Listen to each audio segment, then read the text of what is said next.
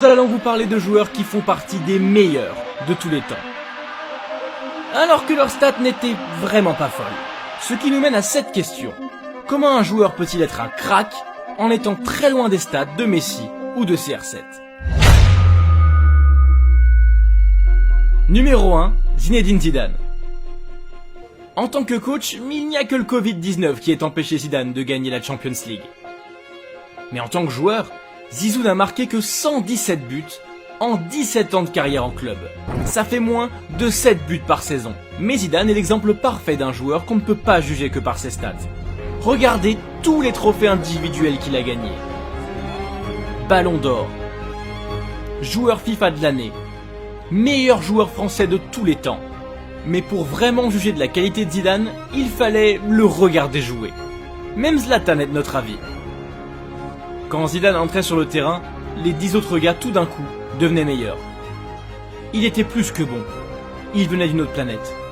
Bien sûr, quelques joueurs ont aussi été exceptionnels, alors qu'ils n'ont pas gagné d'aussi beaux trophées.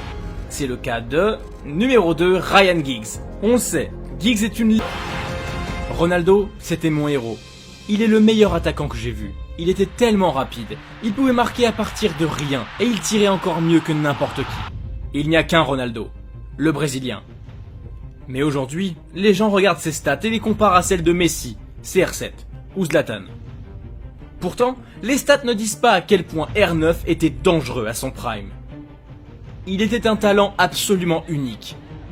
En parlant de talent unique, numéro 5, Riquelme.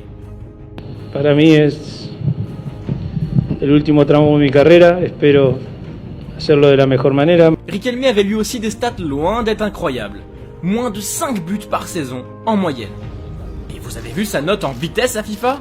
Ce gars est aussi rapide qu'une tortue. Mais voir Riquelme à son prime, c'était comme voir un cygne se promener sur un lac.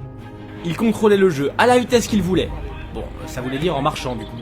Entiendo que puede ser que esté bastante loco, ¿no? On va maintenant parler d'un autre joueur qui contrôlait le rythme du jeu. Numéro 6, Andrés Iniesta.